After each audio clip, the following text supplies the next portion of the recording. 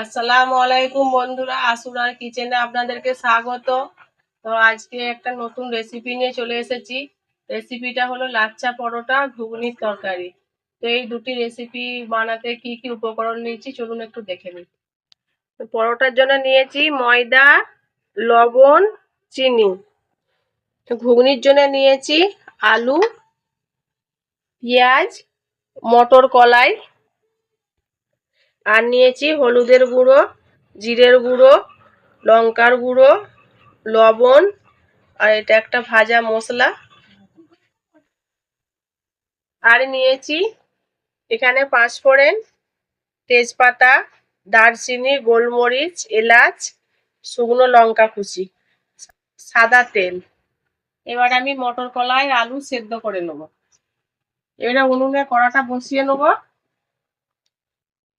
কড়াতে জল দেবো।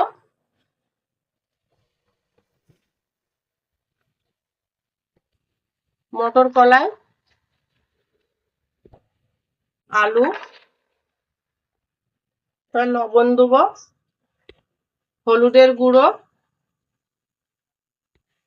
এবারে একটু নেড়ে দেবো।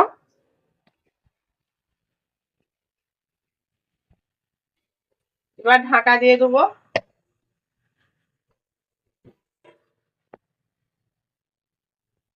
এবার আমি ময়দাটা মাখিয়ে একটা ডো তৈরি করে নেব। লবণ দেবো, চিনি দেবো। এবার ভালো করে ময়দাটা মাখিয়ে নেব। এবারে গরম জলে ময়দাটা মেখে নেব, অল্প অল্প জল দিয়ে।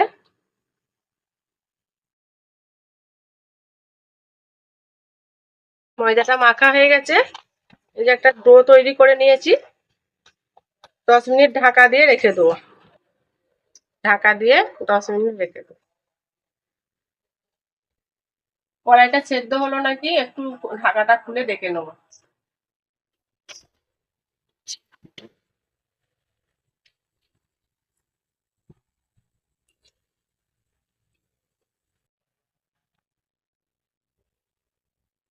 এই যে আলুটা সেদ্ধ হয়ে গেছে। এই যে দেখো আলুটা সেদ্ধ হয়ে গেছে। এবার নামিয়ে নেবো।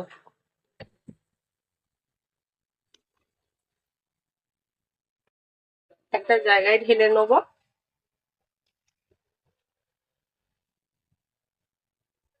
এবার আমি ঘুগনিটা রান্না করে নেবো। কড়াই সরষের তেল দিয়ে দেবো।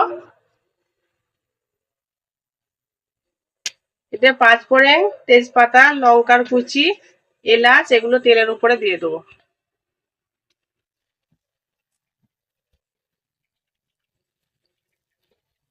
এবার দেবো পেঁয়াজ।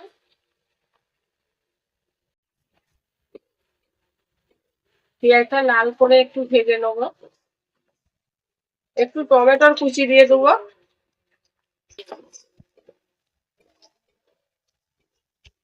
পেঁয়াজ ভাজা হয়ে গেছে। এবারে আদা বাটাটা দিয়ে দেবো, আদা রসুন বাটা।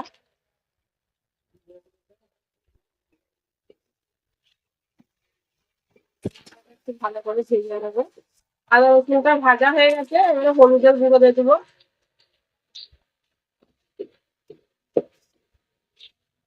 আদা রসুনটা ভালো করে কষিয়ে নিয়েছি। এবারে লঙ্কা গুঁড়ো দেবো।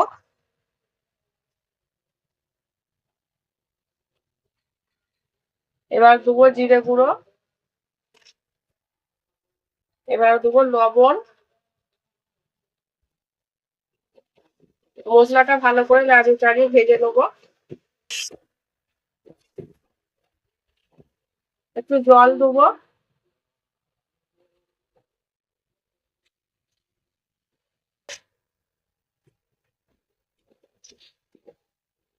ভালো করে মশলাটা কষিয়ে নিয়ে অল্প কাশ্মীরি লঙ্কা গুঁড়ো দিয়ে দেবো একটু রঙের জন্য। মশলাটা ভালো করে কষিয়ে নেবো।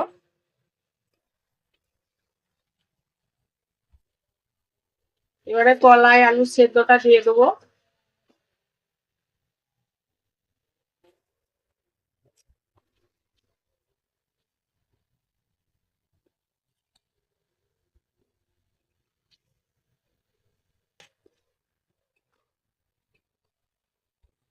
একবার ঢাকা দিয়ে দেবো।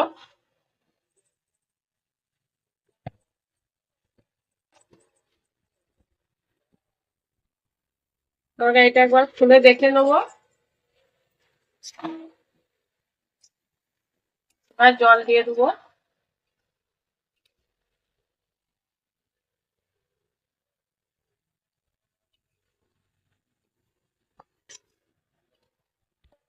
এবার ঢাকা দিয়ে দেবো। ময়দার ঢাকাটা খুলে নেবো। দেখুন ডোটা কত নরম হয়েছে। এবারে ডোটা থেকে লেচি কেটে নেবো।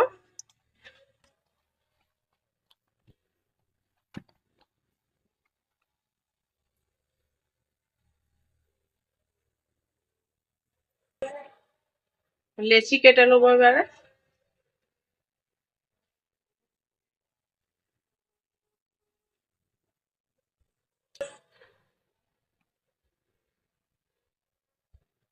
লেচিগুলো করে নিয়েছি, এবার পরোটাগুলো তৈরি করব।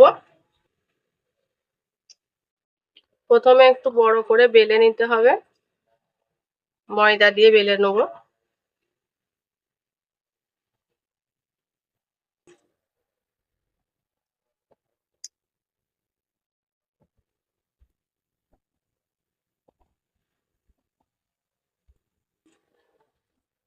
এবারে পরোটাটা বেলে নিয়েছি, এটা সমান করে কেটে নেব।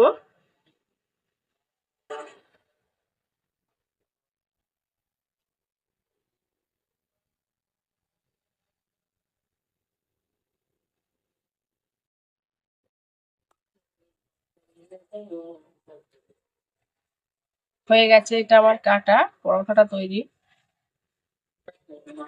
এটা এবার আমি ছুরিটাই করে গড়িয়ে পাক খাইয়ে নেব, এরকম করে।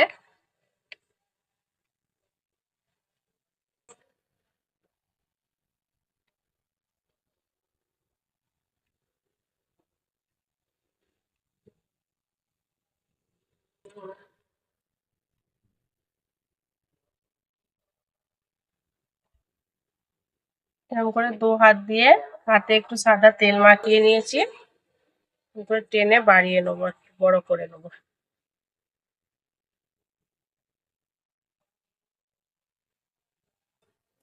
দিয়ে এটা পরোটাটা তৈরি করবো।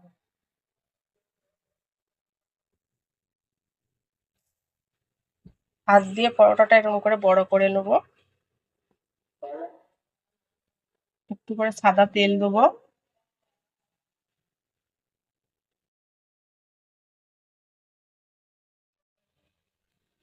এইভাবে এই যে পরোটাটা তৈরি করে নিয়েছি, এরকম ভাবে আমি সব কটাই তৈরি করে নেব। এটা তুলে রেখে দেবো। এই পরোটাটাও এইভাবেই কেটে নেবো, যেটা প্রথমে করলাম।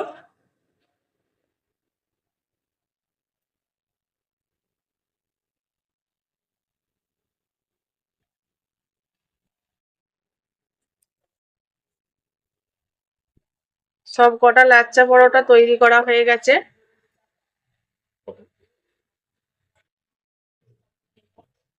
সব কটা লাচ্চা পরোটা তৈরি করা হয়ে গেছে। এই পরোটাগুলো ভেজে নেবো। ঘুগনিটা এবারে হয়ে গেছে নাকি দেখে নেবো।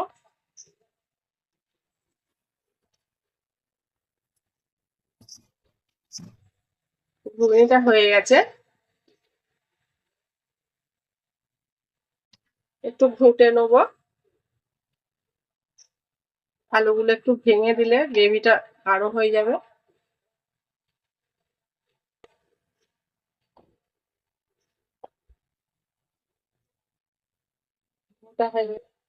ভাজা মশলাটা দিয়ে দেবো,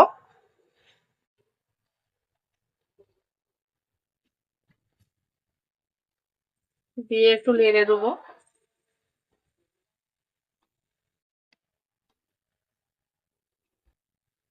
এবারে ঢেলে, এটা নামিয়ে ঢেলে নেবো।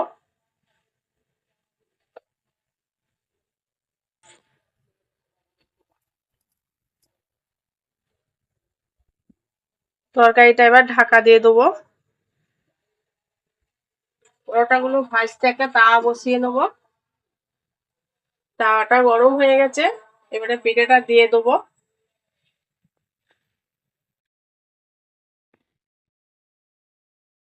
এবার উল্টে দেবো। এবারে উপর দিয়ে সাদা তেল দিয়ে দেবো।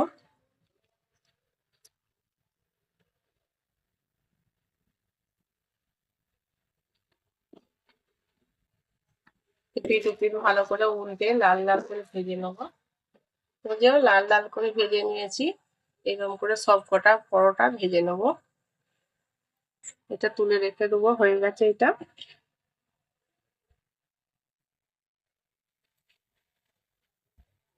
আর একটা পরোটা ভাজা হয়ে গেল। এই যে দেখেন সব পরোটা গুলো ভেজে নিয়েছি, যে এইভাবে লেয়ার ছেড়ে যাবে। লাচ্ছা পরোটা এইভাবে পরোটা সব প্রতিটা পরোটা লেয়ার ছেড়ে যাবে এরকম। এরকম ভাবে এবার তুলে নেবো পরোটাটা।